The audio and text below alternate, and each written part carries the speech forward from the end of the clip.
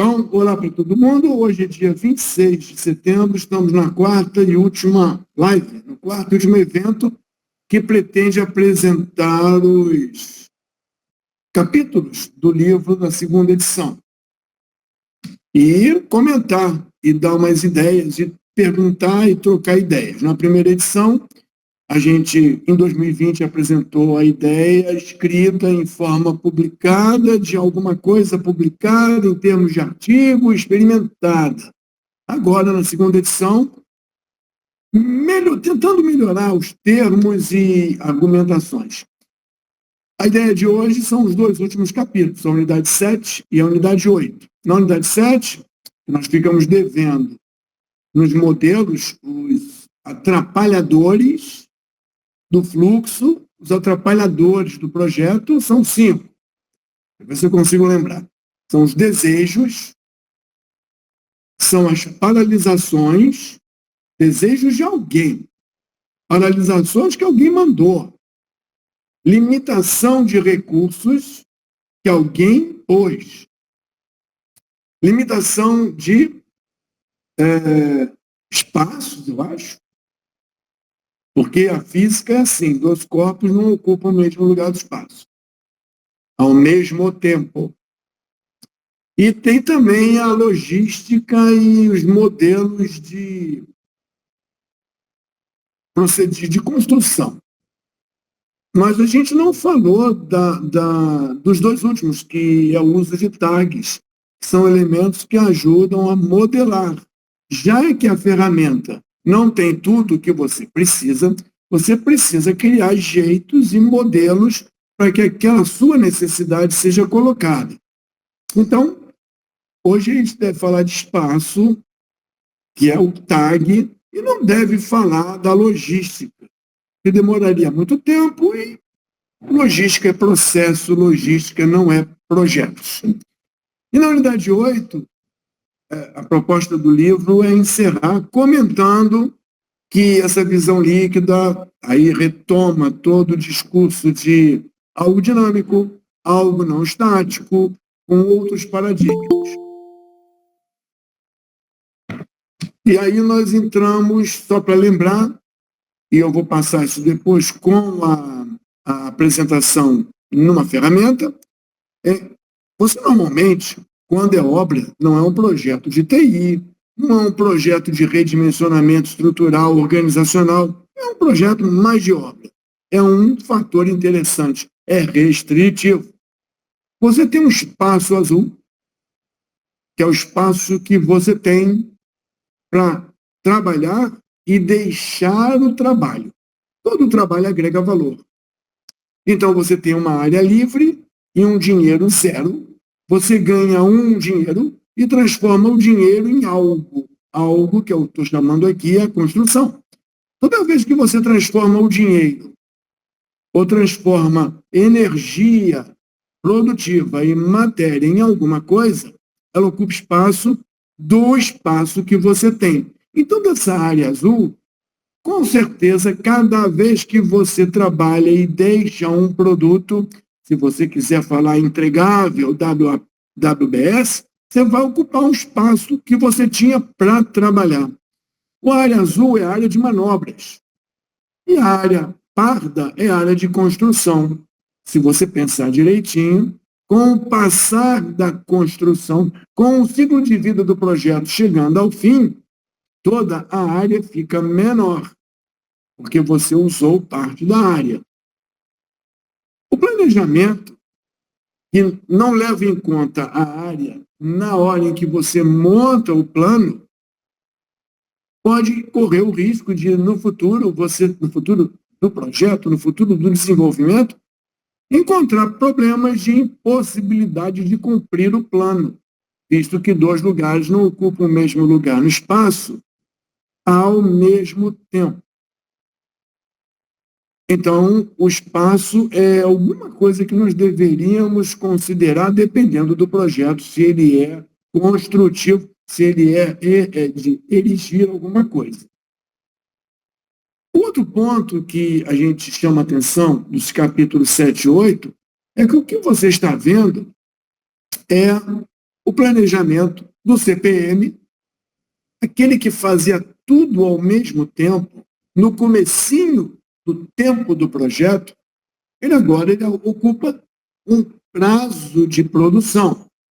Esse, na tela, é o resultado colorido do agendamento das atividades em função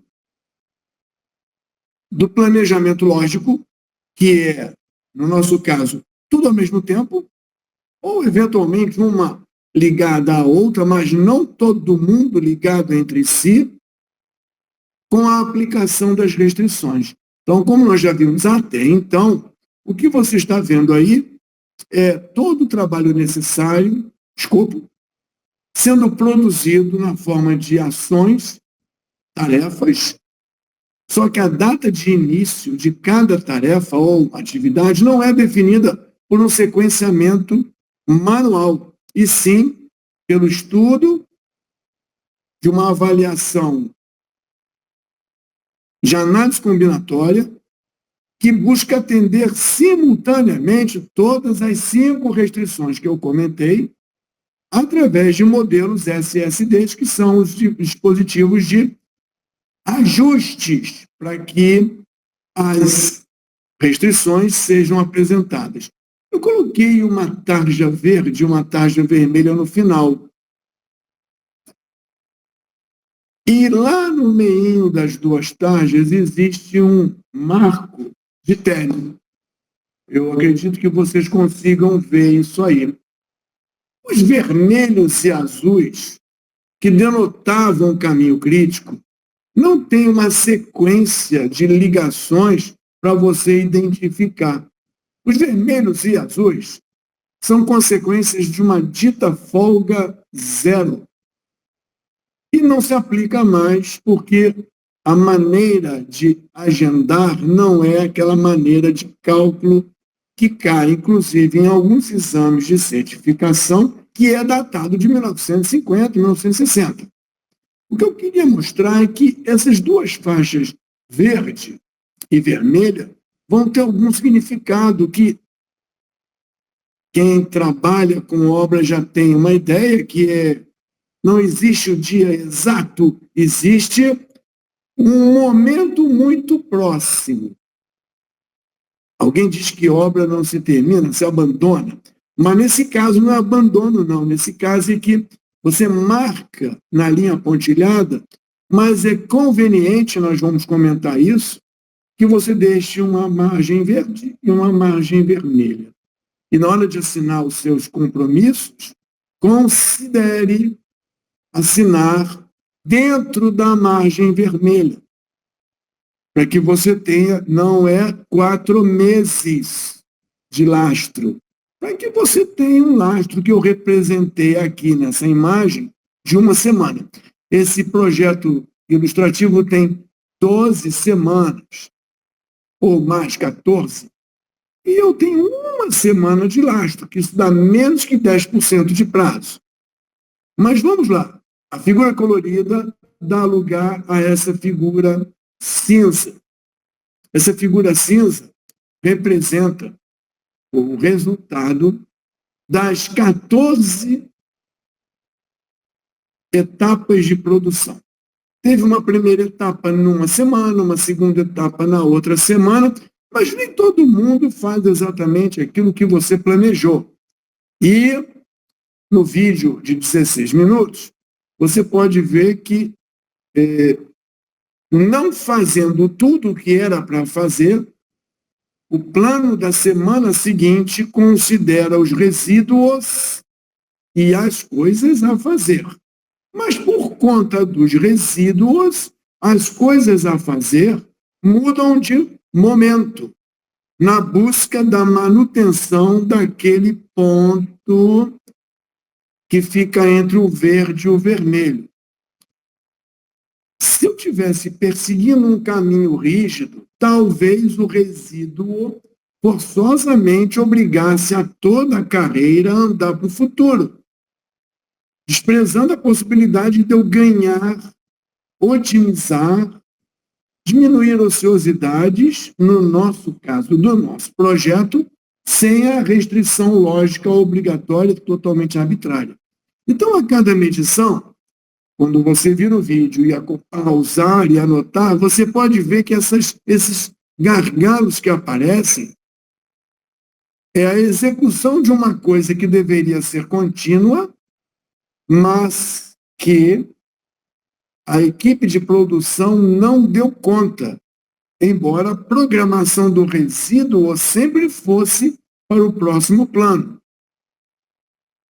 Ou seja, o conceito de controle, o conceito de plano, aí é plano de curto prazo, plano de médio prazo, que a gente pode invocar do Last Planner System e outras coisas, é uma coisa que se torna até meio óbvia, necessária, porque o seu objetivo é cumprir uma meta e não ficar respeitando, nesse caso, um caminho rígido, estático, totalmente arbitrário, salvo se for uma condição de construção obrigatória. Aí não é algo arbitrário, é obrigatório. Estamos defendendo a não realização de sequenciamento arbitrário, para que você tenha flexibilidade, fluidez, dinamismo, de compensar as falhas naturais de execução. Lembrando que falha natural de execução é de respeito a coisas que fogem ao controle e domínio dos executantes. Falha de executantes deve ser compensada com ações corretivas e preventivas.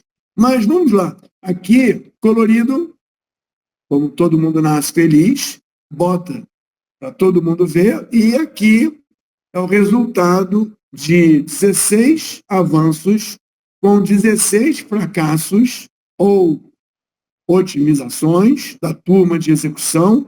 E no vídeo você pode observar que nós começamos com uma priorização, desejos, aqui, dando às atividades uma prioridade no primeiro dia.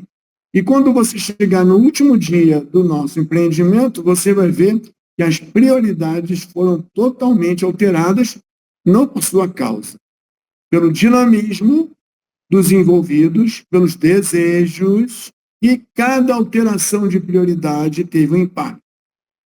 E que o sistema, pela fluidez, tem uma probabilidade de absorver esse impacto muito grande. E também teve redução de recursos intencional, que o sistema, pela sua programação e pela sua análise de melhor condição, reduziu o impacto de maneira significativa, coisa que você teria muita dificuldade se tivesse que quebrar ligações rígidas que você fez para poder chegar a uma solução que o computador deveria dar com mais velocidade e com um ponto ótimo. Então, nós vamos ver depois, não um vídeo, mas alguns comentários em cima do arquivo para vocês poderem analisar. E por conta disso, daquela faixa verde e vermelha, vale a pena fazer uma análise do eletroencefalograma desse projeto. Quando a gente pede no final do projeto, lembra que nós temos término do projeto, temos civil, mecânica e elétrica, que tiveram estrangulamentos, paralisações, continuidade, para, volta. Quando a gente olha a análise e o comportamento, a análise do comportamento da data de término, a gente vê que a data de término variou 0 dia, variou mais 1 dia, variou menos 2 dias, e aí você vê que ao longo das diversas medições, ela percorre um eletroencefalograma que parece que ela teve uma super recuperação de prazo. E aqui ela voltou para o prazo original. E aqui ela teve uma redução e termina o projeto em volta do 0. Agora, a elétrica, ela estava com 0 dias de atraso ao longo da vida, teve um dia, em um momento em que ela ameaçou a perder o controle, depois ela terminou menos 2 dias. É como se ela tivesse, por exemplo, economizado 2 dias. Mas quem economizou foram as ações corretivas e preventivas dos erros, e foi ajudado pela análise combinatória de melhor opção para absorver esses erros. Eu acho que a gente teve um problema aqui na engenharia civil. Ela não durou o projeto todo, mas olha, ela terminou a sua produção aqui com tipo 7 dias em atraso. Mas o projeto sobreviveu dentro da faixa. Então, o controle de fiz, não fiz, estou a 30%, SPI, CPI, quando é um sistema estático e rígido, quando você tem garantias de que nada vai mudar, te cabe perseguir o plano. Tem uma estrada, te cabe ficar na estrada, porque a estrada não muda.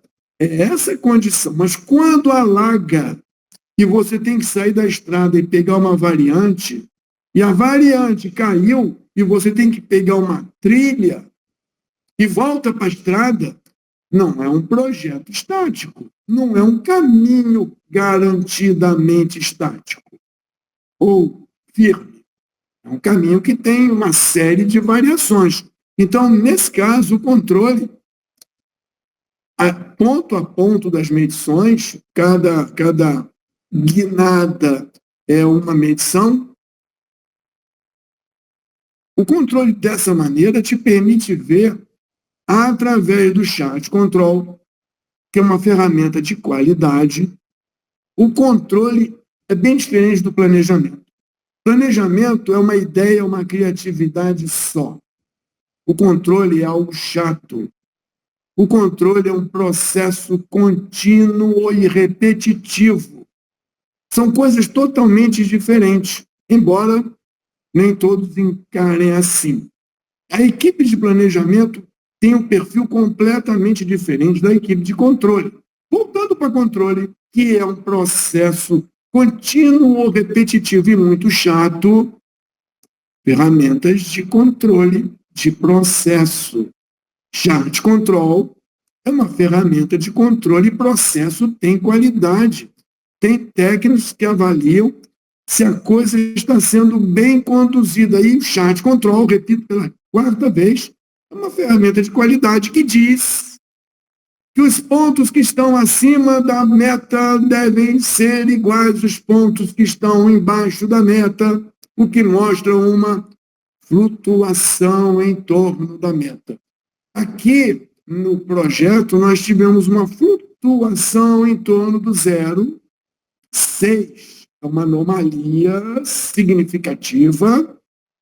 Aí, medidas corretivas austeras, nem preventivas, foram tomadas, deveriam ser tomadas. Lembra que a proposta da metodologia, por conta de uma análise combinatória, é um bom meio de absorver coisas ruins. É como se fosse uma almofada para você cair em cima. Você cai, mas ela dá uma ajuda muito grande. E ela voltou aqui no finalzinho a se estabilizar. Quando você pede uma análise desse chart control, a análise pode dizer que você está bem, está dentro das expectativas, se você definiu tolerâncias. Então, voltamos para o controle. Nesse caso, como seria em qualquer outro caso, tem que haver tolerâncias. Tem que haver autonomia de gestão para tomada de decisão ao momento em que você sai do gráfico de controle. Um dia, 1 milhão, uma semana, R$ 500 são tolerâncias que vão dar orientação para o gerente de projeto, gerente executivo, mestre de obra, tomar decisões corretivas, preventivas, sugestões para replanejamento.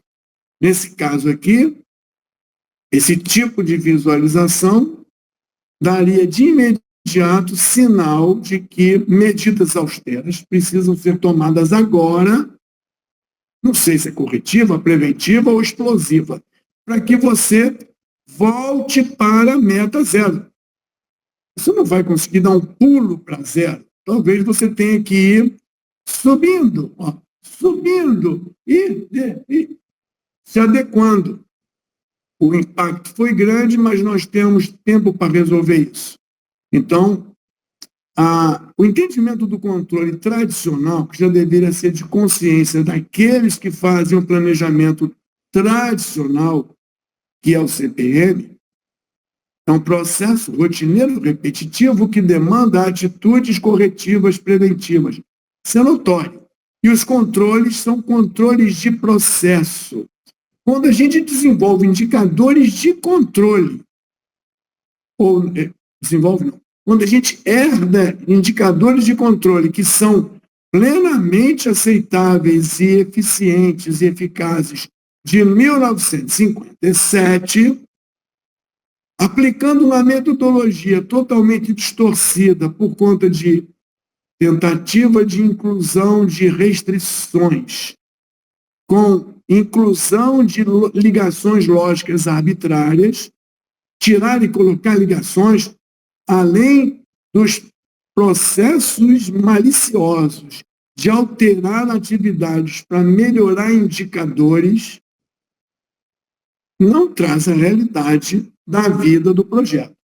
Então, com tudo isso, essa ideia que eu apresento aqui na slide chama-se análise de tendência da variável. Essa variável é a variável tempo. Poderíamos colocar análise da tendência do custo de alguma coisa. Teríamos um gráfico encefalograma igualzinho a esse. E você veria que, quando você faz esse eletroencefalograma, você não consegue ficar girando em torno da meta.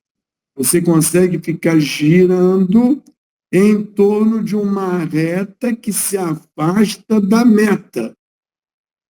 E a sua preocupação é que essa reta tenha um ângulo bem pequenininho em relação à reta da meta, que é horizontal. Que na parte de gasto de materiais, na parte de gasto de mão de obra, energia, na parte de gasto de dinheiro que patrocina esses dois, não tem recuperação. Na parte do tempo, como vocês estão vendo aí, eu consegui aplicar durante as medições, com foco exclusivo em prazo, uma correção que levou, digamos assim, o projeto chegar no verde e vermelho aqui no final. Dentro do verde e vermelho, com o passar do tempo, da minha experiência e da classificação dos ativos que eu coleciono na minha vida ou na minha organização, aquela faixa verde de uma semana pode ficar uma faixa verde de meia semana. Depende do tamanho do projeto. Essa faixa vermelha de uma semana, da minha ilustração, pode ser uma faixa verde vermelha de 15 dias. E então, eu vou administrar controle como ele deve ser administrado. Eu não vou dar o nome disso aqui de pulmão, não vou dar o nome disso aqui de buffer, eu vou dar o nome disso aqui de faixa de imprecisão, não do risco, mas faixa de imprecisão da origem do nosso trabalho. O planejamento trabalha com estimativa. Se o planejamento trabalha com estimativa, tudo que você está vendo colorido é uma estimativa, que se fosse determinado, seria uma obra ditatorial, eu não sei, mas seria uma obra ou um projeto que não existe. Ele é uma proposta de uma estimativa boa. E aí voltamos para o Last Planner System, quando você diz que pode ter visualizações, programações a curto prazo, programações a médio prazo. Então, você tem como melhorar as suas estimativas. Não estou falando de análise de risco, embora tenha um capítulo no livro que aborda a análise de risco feita pela Natasha. Ela tem proficiência em gestão de Monte Carlo, ela aplicou dentro da proposta e descobriu que quando faz a análise de risco em cima de uma probabilidade de um planejamento líquido, os resultados são mais firmes, menos abertos. Por quê? Porque toda interação busca o ponto ótimo. Então, a amostragem estatística, que não vamos discutir aqui, fica muito mais firme e aquelas grandes faixas ficam mais próximas de uma realidade. Então, para terminar, antes da gente partir para os exemplos, e bem antes da gente abrir para conversar, eu fiz essa montagem aqui, a faixa, como é que chama? Verde e a faixa preta. A faixa verde e a faixa vermelha. Se você colocar o gráfico em pezinho, você vê que o fim do projeto, hora estava menos, acho que está até invertido aqui, e o fim do projeto, hora estava mais. Ou seja, esse eletrocardiograma mostra que eu estou andando dentro do lastro, dentro das perdas que nós temos quando trabalhamos com estimativas. O bonito é que quando você tem um planejamento com estimativas e tem um controle austero e bem feito, cada vez que você se aproxima mais do final, mais chances de você acertar você tem. Porque você busca chegar no final estourando verbas, estourando o uso de materiais e estourando as horas extras. Mas, no livro, nós vamos colocar a resposta que alguns fizeram, né? As respostas das perguntas que alguns fizeram. Isso aí é Lean Construction? Isso aí é Last Planner System? E aí, por conta de uma entrevista que eu consegui fazer, nós vamos colocar, eu vou responder em função da entrevista. Não que eles tenham respondido. Os dois entrevistados me explicaram muito bem o que é isso. Aí, com essa explicação, eu vou, sem consultar o Google, eu vou dizer, olha, se Lean Construction é isso, então tem a ver, ou ajuda. Olha, se Last Planner System é isso, então essa metodologia ajuda. Bom, eu vou chavear para mostrar os arquivos que eu separei. Deixa eu ver se eu acho aqui. Esse é um, e esse aqui é outro. São dois. Eu queria mostrar aqui sobre o espaço. Esse aqui é o mesmo projeto, só que aqui eu escrevi quanto de espaço eles ocupam. Essa atividade aqui, para consertar, gasta 30 metros quadrados. Essa aqui gasta 40. Essa aqui gasta 10. Então, cada atividade demanda um espaço. Aqui eu tenho 1, 2, 3, 4. 4 atividades. Eu acho que eu tinha 5 autorizações. Então, deixa eu ver aqui. Recurso. Eu tenho aqui 5 autorizações. Mas eu não estou fazendo 5, porque uma restrição mais restrita me impediu.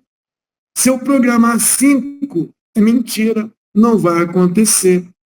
Bom, aqui eu tenho a modelagem das restrições sob limitação de recursos, o que explica a não existência de 5 coisas simultâneas aqui. Talvez aqui eu tenha 5, aqui não. Mas eu falei de espaço, então eu coloquei aqui um tag transport. Chamei de tag transport tem menos 120, eu tenho 120 de crédito, eu tenho 120 metros quadrados de área para você usar. Então, se você tem 120 metros, você não vai poder fazer tudo isso junto, como o CPM previa. Não porque não tem gente, não porque não tem autorização, não porque não tem equipamento, é porque não tem espaço declarado. Então, eu crio um recurso material que eu chamo de tag transpo. É um material. Esse material é um ticket. Olha que maneiro.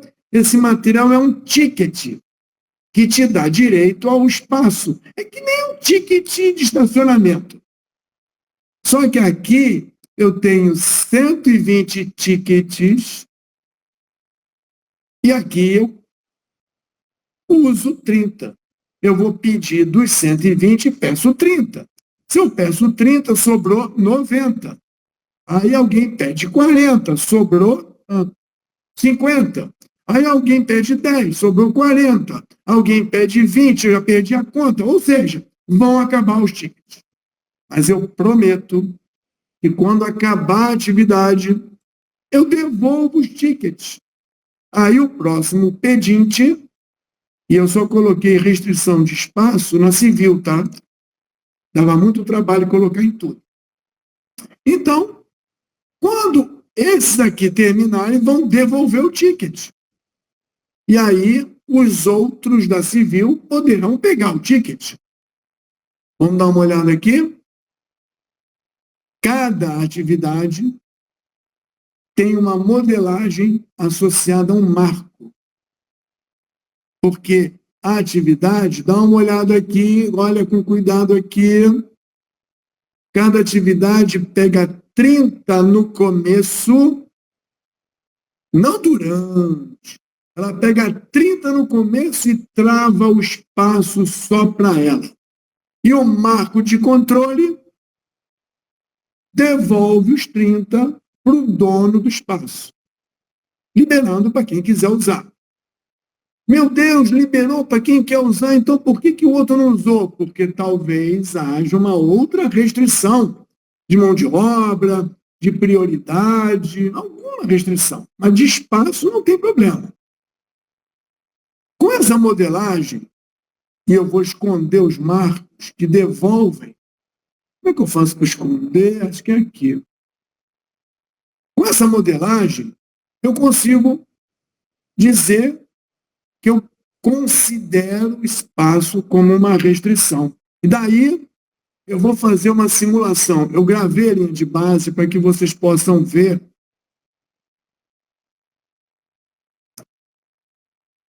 que agora é assim que funciona, considerando a falta de espaço.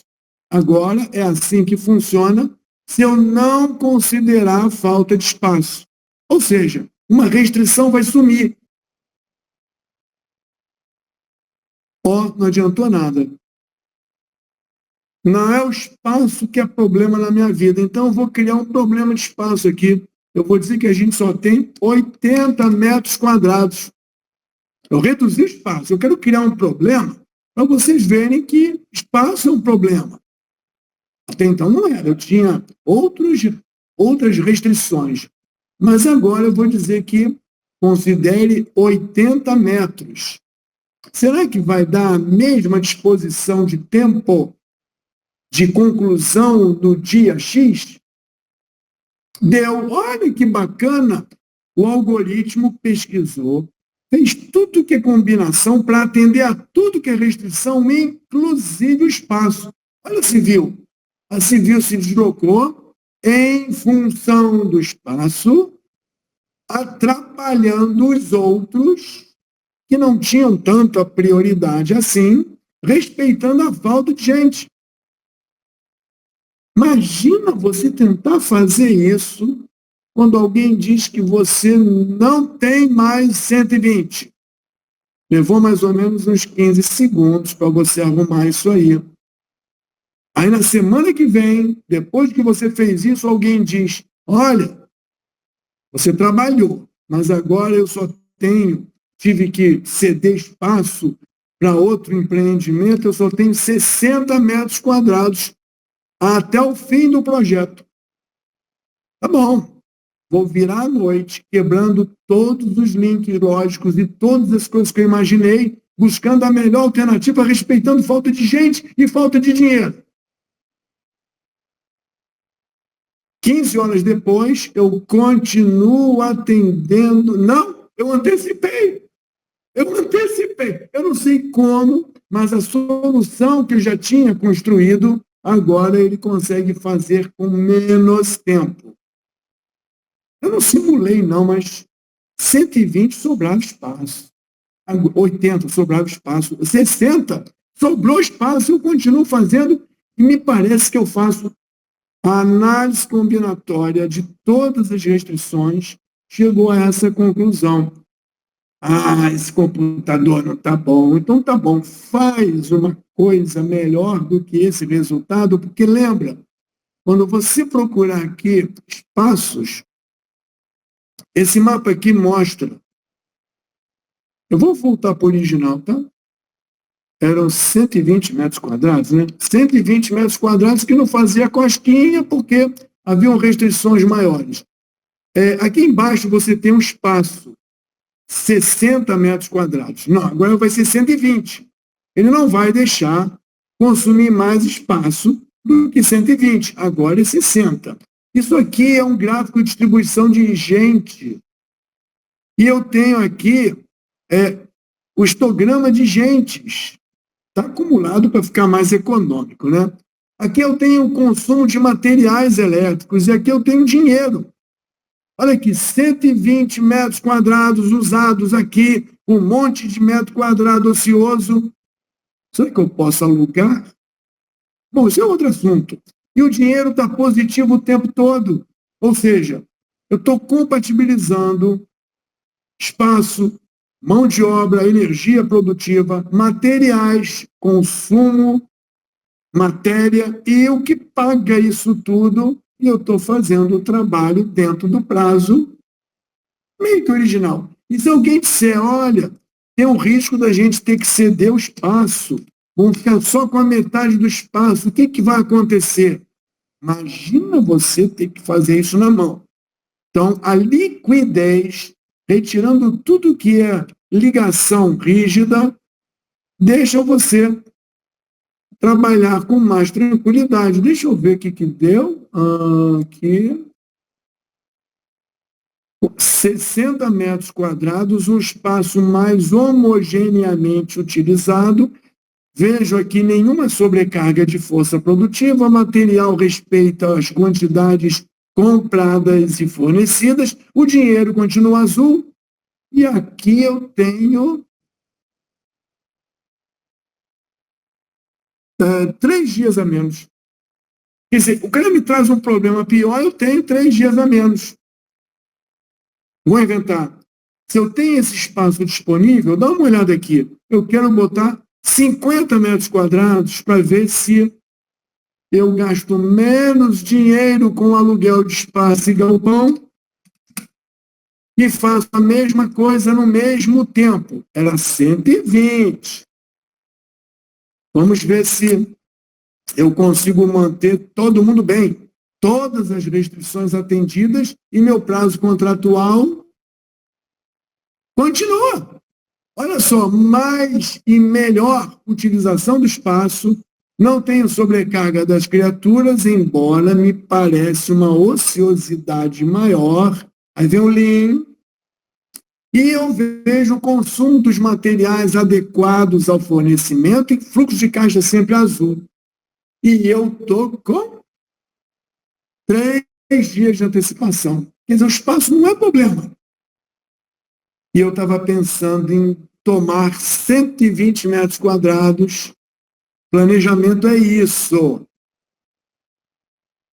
Planejamento, você está fazendo uma avaliação da melhor forma de fazer. Agora, manda isso para a turma de execução, Eles têm que executar isso conforme planejado, não é conforme eles querem. Então, está aqui. Ficou claro, então, o espaço, como é modelado, e agora com 4 painéisinhos eu consigo contemplar as 5 restrições menos uma? As 5 restrições menos uma é uma restrição de logística. Lembra do ticket do espaço? Eu poderia ter um transportador.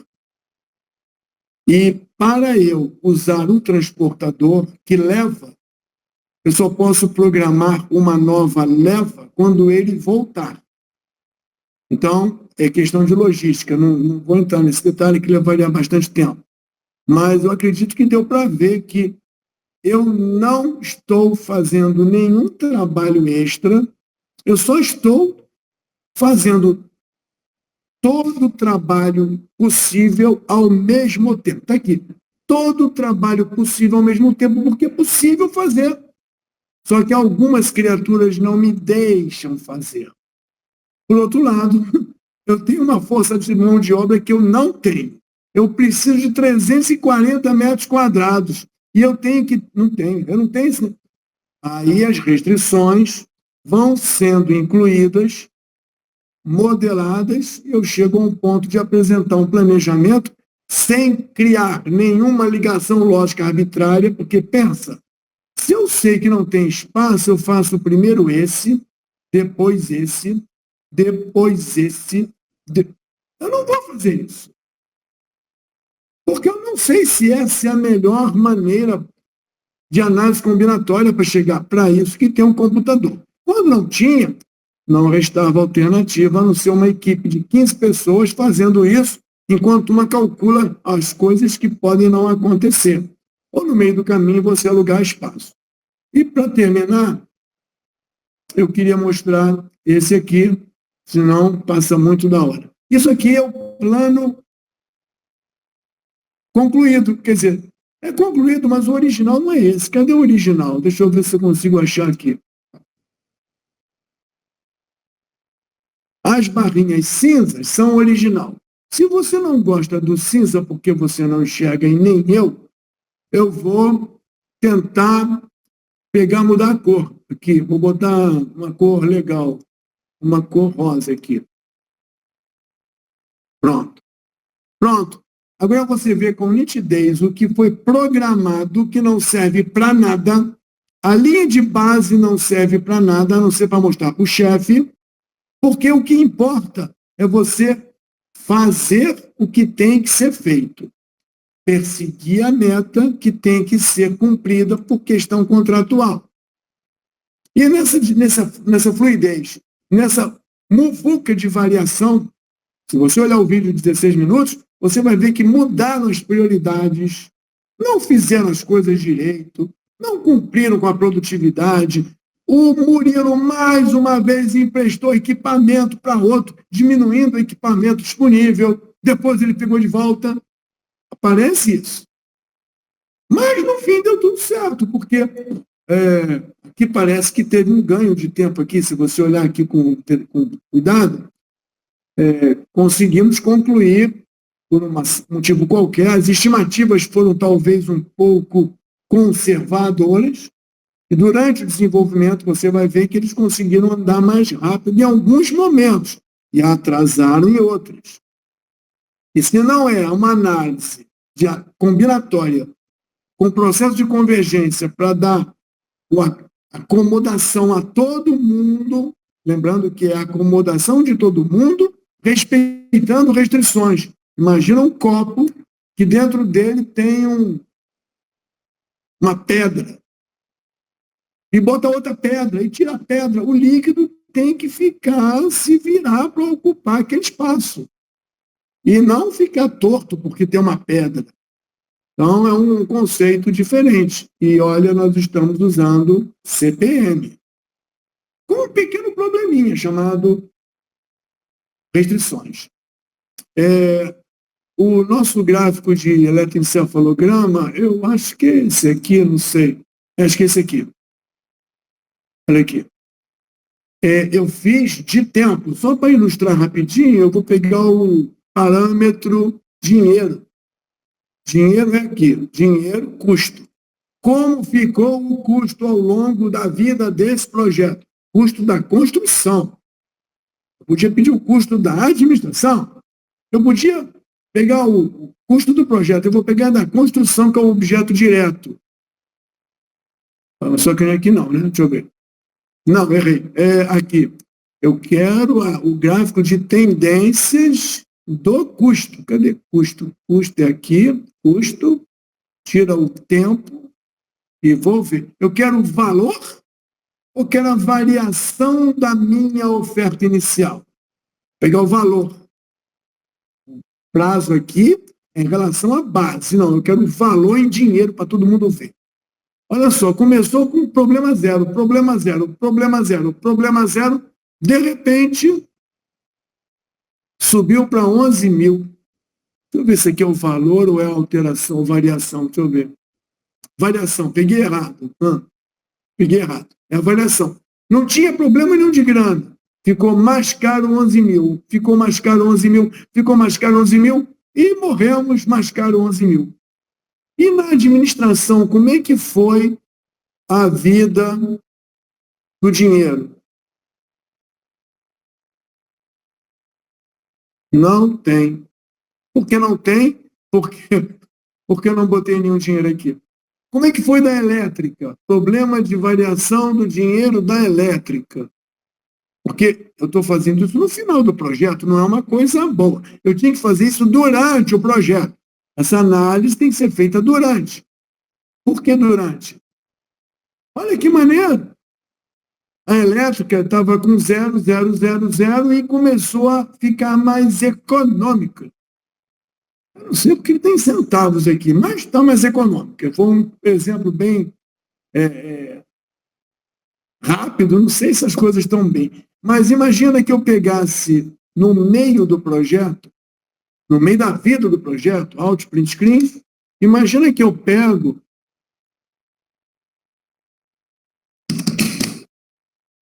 e faço a seguinte análise. Eu estou no meio do projeto. Imagina que eu faço a seguinte análise da parte de tempo do projeto. Olha aqui. Olha aqui. Olha aqui. Para onde vai isso? Opa, desculpa. Olha aqui, olha aqui, olha aqui. Para onde vai isso? Isso aqui, oficialmente, eu não sei. Porque isso é futuro. Para onde vai isso?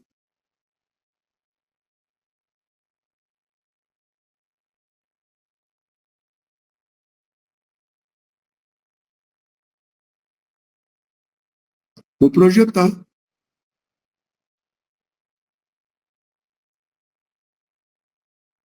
Oh, meu Deus.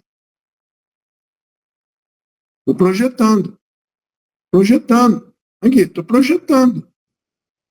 Para isso que eu tenho que analisar a tendência, né? É uma curva, eu faço uma variação projetando. É claro que a verdade, depois que acaba, você vê, né? Mas é por conta da projeção que eu tomei uma atitude terrível aqui. Outra atitude terrível aqui. Aqui, então, foi a demissão sumária de todo mundo, inclusive do engenheiro da obra. E aqui, tudo voltou ao normal. E aqui, bom, essa é a ideia do controle, né? Você não tem isso aqui de forma dinâmica, não tem um filminho mostrando isso, por isso que eu tive que fazer o filminho. Então, eu encerro aqui e vou abrir a tela para que a gente possa falar sobre isso, e hoje foi demais, hoje eu comi quase 45 minutos do tempo. Fechando, então, essa tela, voltando para todo mundo. E aí vocês podem ligar a câmera e podem falar, porque agora eu estou todo ouvidos. Eu tinha que apresentar, apresentei. Eu tenho um ponto que é sobre A delimitação de espaço, acho que eu comentei num outro momento, que ela, se eu tenho um quadrado, mas o meu consumo de espaço é um círculo. Então, esse círculo circunscrito dentro do quadrado, ele consome um espaço que, em tese, vai sobrar espacinhos nas bordas do círculo circunscrito. E se eu programar somente pelo saldo de espaço, isso não seria correto. Isso que eu estou dizendo é correto, né? Não dá para poder pegar, não dá para pegar o limite de espaço que foi apresentado. Daria com um trabalho adicional. Uma criatura, talvez, montou os dedos para usar tempo, área, caminho, sei lá como você quer chamar. Deu um trabalho enorme, ele fez um mosaico que coube dentro da planta baixa da onde a obra ia ser realizada.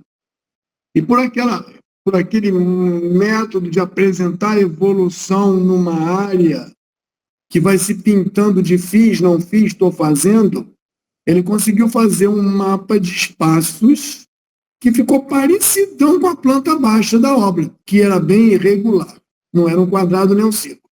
Então você pode fazer o que você sugeriu, embora, na minha opinião, seja muito preciosismo. Querer, o guindaste ele gira e uma grua gira. Então, além de não ter grua, ela ocupa um espaço. São dois problemas. É a grua existir, que não é a rodo, e o espaço existir. E quando uma grua e tem interseção com outra, tem que ver as alturas e essas coisas todas, né?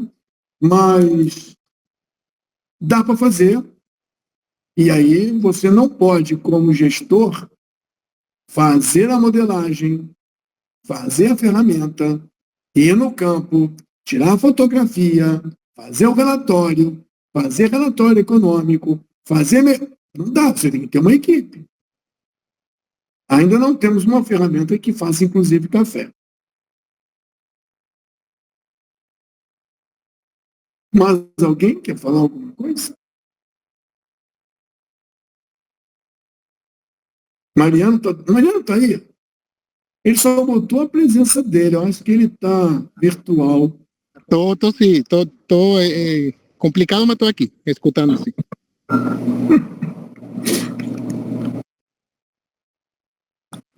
Se não temos nada mais a falar, podemos desligar isso? Só um comentário, Marcos. Ficou claro essa questão da... Aliás, não ficou muito claro para mim essa questão do... Nós fazemos aí logo no início do projeto. E quando a gente tem que jogar da forma que você citou a questão da restrição do espaço, como fazer essa adequação no nosso projeto no dia a dia. Isso eu acabei não conseguindo captar muito essa mensagem quando você simulou a questão do espaço. Vamos imaginar que aquela ideia de fazer tudo junto é possível. São serviços distintos com equipes distintas. Mas você imagina que para eu fazer cada um daqueles serviços em lugares distintos, na mesma rua, no mesmo pátio, eu preciso de um carro de apoio para levar a turma. Eu preciso de um caminhão para descarregar e efetuar manobras e içamentos.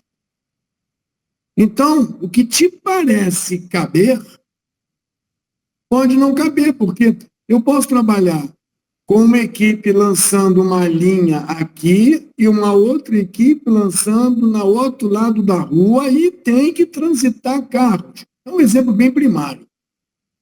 Eu não consigo botar uma equipe com toda a parafernália, bobinas e macacos de bobina de uma calçada e outra equipe com toda a parafernália na outra calçada deixar a rua para o carro andar e pedestre passear. Seria uma programação de desespero. Melhor fechar a rua. Se é melhor fechar a rua, então pronto, você não tem problema de espaço. Agora, se você tem atividades que demandam espaço, como é o caso de gruas, como é o caso de equipamentos pesados e guindastes, talvez você não consiga fazer duas coisas ao mesmo tempo. Não porque você não tem equipamento nem gente. É porque bate cabeça. O nome é esse. Bate Entendi, cabeça. verdade. Você botar todo mundo Claro. junto. Imagina que você cadastra o recurso. Isso eu falo no outro livro. Você tem o João, e o João, ele é cadastrado, e com o João, ele herda uma bota, um capacete, herda uma alimentação, e ele herda um espaço. Quando você bota João, você já está botando, alocando, considerando EPI, alimentação, água para beber. Está considerando um espaço que ele precisa de trabalho. Inventando isso, né? Aí se você botar todo mundo junto, você tem um sinalizador de espaço. A NR17, acho que a NR17 define mínimos de espaço para você sobreviver, tem banheiro, coisas parecidas. Eu não sei qual é a NR que fala do banheiro, mas talvez seja relevante. E tem a parte também, imagina uma guarita, onde passa gente para levar material, passa gente para embarcar no avião. Imagina uma guarita que passa autoridades e só tem uma guarita. Você não pode entrar com caminhão por nenhum lugar a não ser aquela guarita, que aqui não é bagunça. É uma área com problemas de segurança nacional, alfândega, tem que usar guarita. Então, se você fizer um planejamento de todo mundo junto, não passa na guarita, é um gargalo, é um gargalo, é uma restrição. Então, essa tag serve para isso também. Você não vai conseguir passar 4 na guarita. Então, vai ter que ser primeiro eu, depois você, sem ligação lógica. Sem ligação lógica. Aí você fala, ganhei mais um caminhão. Aí ficou assim. Não, abri mais uma guarita. Ficou assim. Eu criei uma guarita só para despacho de materiais. Aí eu tenho 2 guaritas. E aí é como se fosse um espaço, entendeu? A modelagem... Não, tá certo. Assim, eu tive um problema, inclusive, recentemente, né, nessa obra que eu comentei com vocês aqui durante as lives, né? Em São Paulo nós temos um problema de restrição de carretas aqui no centro expandido, né? Que só pode trafegar depois das 22, né, e a subestação existente, eu estava entregando a GIS, né, a subestação blindada, só podia chegar nesse horário, tinha um plano de espaço físico, né, para poder fazer descarga, e durante o dia essas carretas tinham que ficar presas na subestação, e realmente, agora você falando com esse, vamos dizer assim, dessa forma, você deveria ter aparecido para mim aqui de pelo menos 6 meses atrás, que você, com essa ideia, poderia ter me poupado muito trabalho e muito menos problemas do que foi isso aqui em São Paulo, de verdade. De verdade, cara. Que eu vivi isso, assim, as carretas ficavam presas, chegavam de madrugada, tinha que ser descarregado durante o dia, só que o espaço físico é pequeno, eu precisando fazer a questão de canaletas aqui na rua, né, e carregar dentro do prédio, então assim, foi realmente a questão de espaço, e tinha uma única guarita, então assim, realmente faz sentido agora esse entendimento, verdade. Thiago, blindada SF6 só se coloca em ambiente urbano. E ambiente urbano, SF6, só tem um objetivo, economizar espaço. Então, estamos falando de espaço.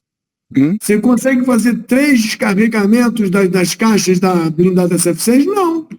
Não tem espaço. Você tem que fazer a fila. Não pode fazer. Eu chegava, imagina nós aqui com 87 carretas para chegar na obra. Nós só tínhamos espaço, poderíamos receber 3 carretas dia.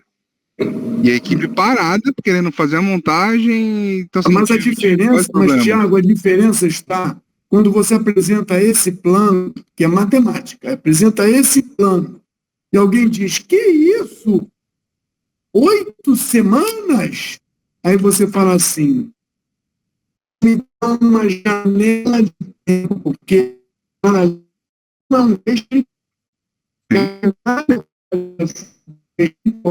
você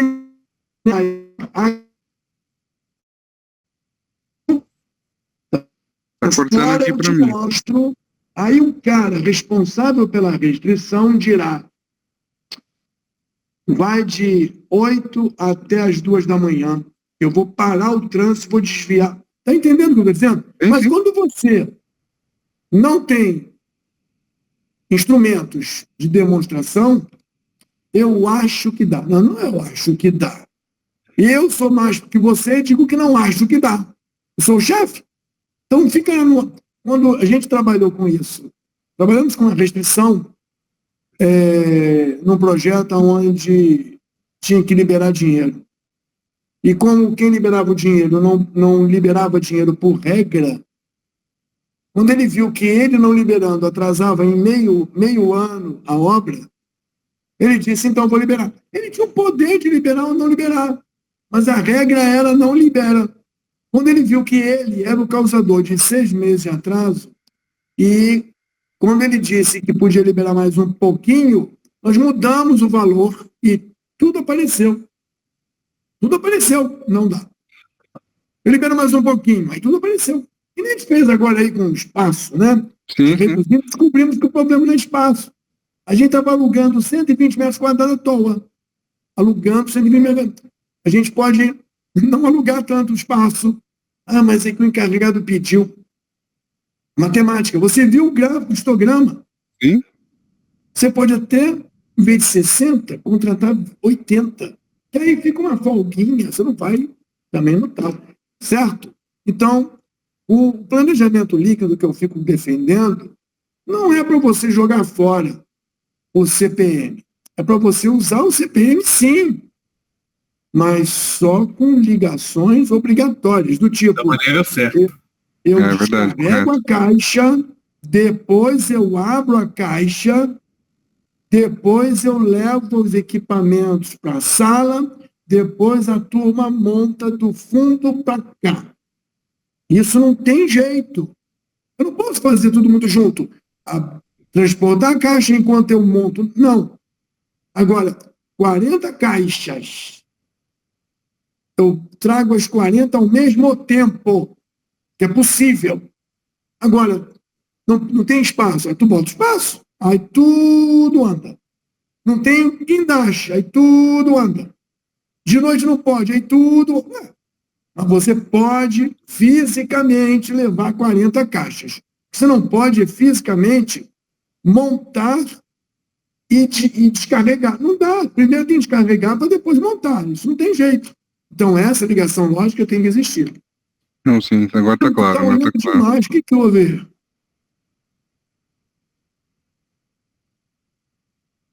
Murilo? Ele dormiu. Murilo dormiu de olho aberto. Eu só estou aqui. Ô, Márcio, eu acho que o Murilo está vendo o jogo numa outra janela. Mas ele está olhando para o monitor, entendeu?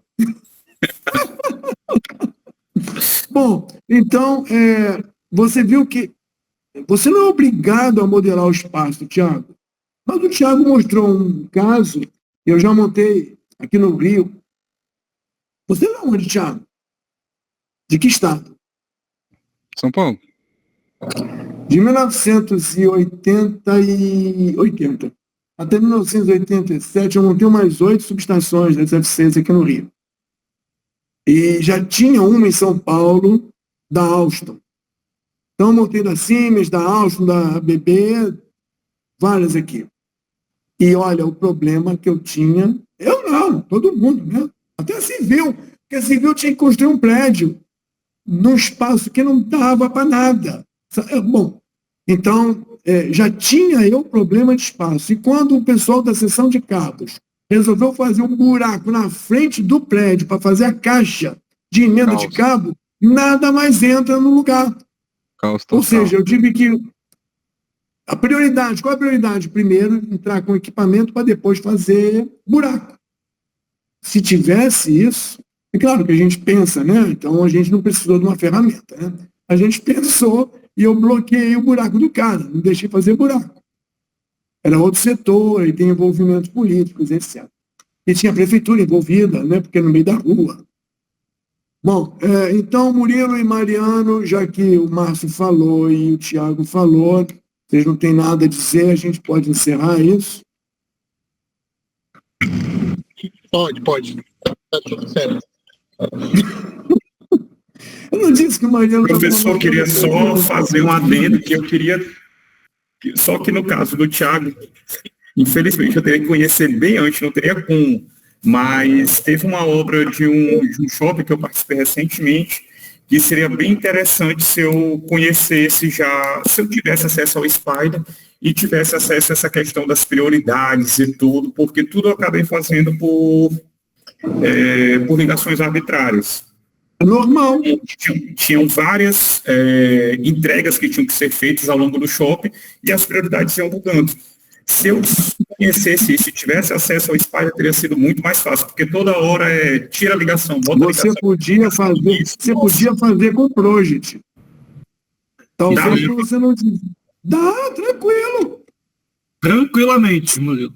Gente, veja, você não vai ter a melhor solução no seu plano, mas vai ter uma solução. Por exemplo, quando você prioriza as atividades no Project e pede para fazer nivelamento de recursos, o algoritmo te dá uma solução. Ponto. Talvez não seja a melhor solução, mas é uma solução. Isso significa que talvez o prazo final não seja o menor. É um prazo que torna isso execuível. Mas não é um prazo que torna isso execuível sendo o menor possível. Eu já fiz isso. A da Cidade do Samba, eu usei o Project. E por conta da modelagem, a gente ficava analisando o resultado da modelagem. O que a gente poderia fazer, sabe? Mas numa cabeça suficiente para ficar analisando 600, 800 atividades para caber a coisa da melhor maneira possível. Só um computador, né? Mas dá para fazer com o Project, sim. Não é o melhor resultado. Dá para fazer com Primavera também. Mas não é o melhor resultado, é um resultado. Eu sugiro depois fazer um bate-papo aqui, à parte, com o Márcio, com o Marcos e com o Murilo, Mariano, para a gente fazer algumas simulações no Project para a gente ver como é que se comporta. Ou não, lógico. Eu animaria, Thiago, eu animaria. Se o Márcio pudesse aí, Márcio que já é mais especialista, seria bom demais, viu? O Márcio é a pessoa indicada para fazer isso. Inclusive, ele não cobra Pix.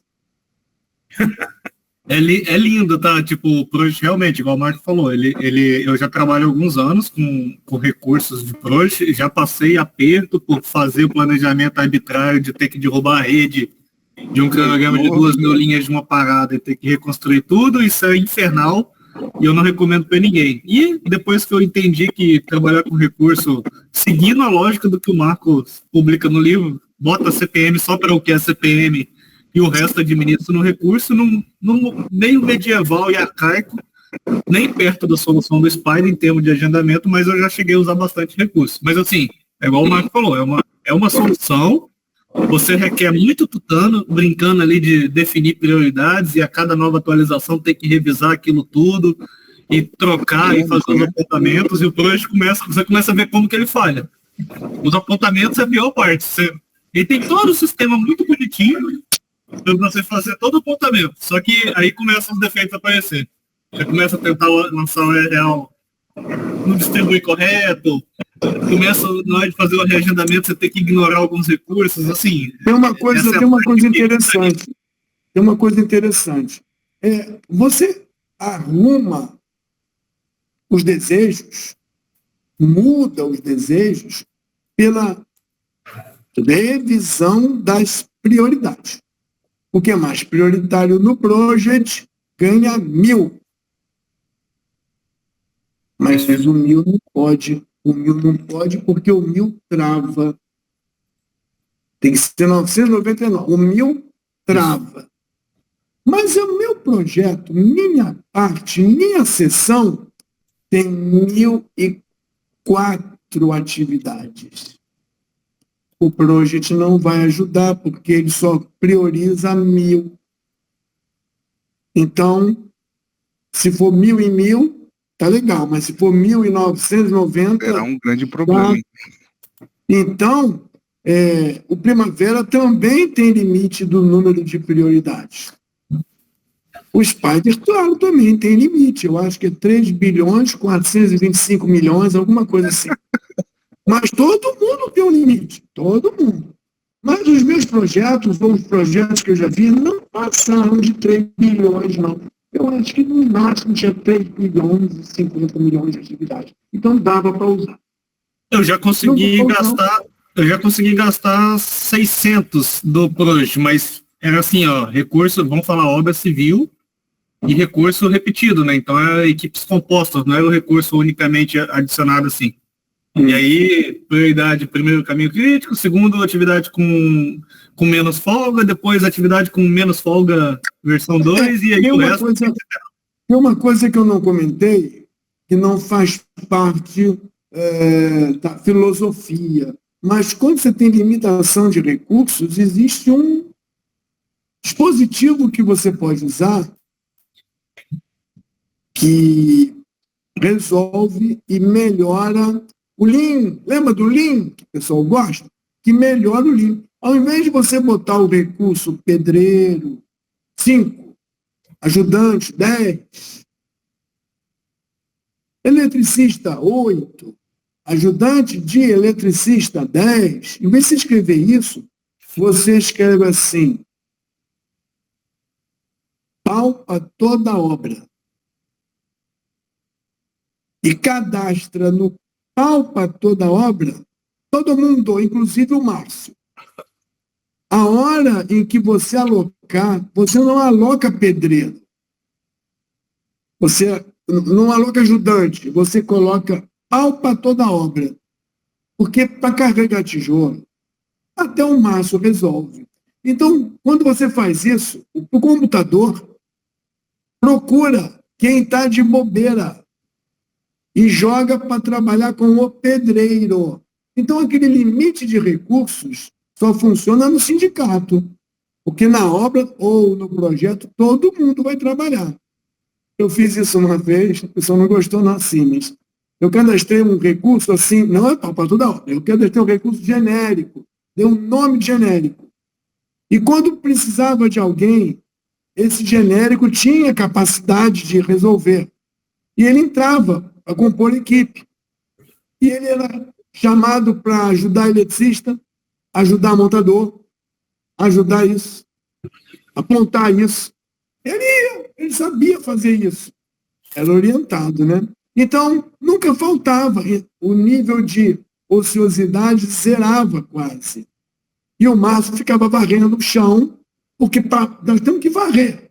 Se o Márcio sabe varrer, ele está na categoria de varredor, categoria skill. Então, você otimiza a mão de obra. E aí você dirá, eu vou ter problema com o sindicato. Eu vou botar o Márcio para varrer a obra e o Márcio vai entrar com uma ação do sindicato dizendo que ele não é varredor. Ele é eletricista de controle nível 4.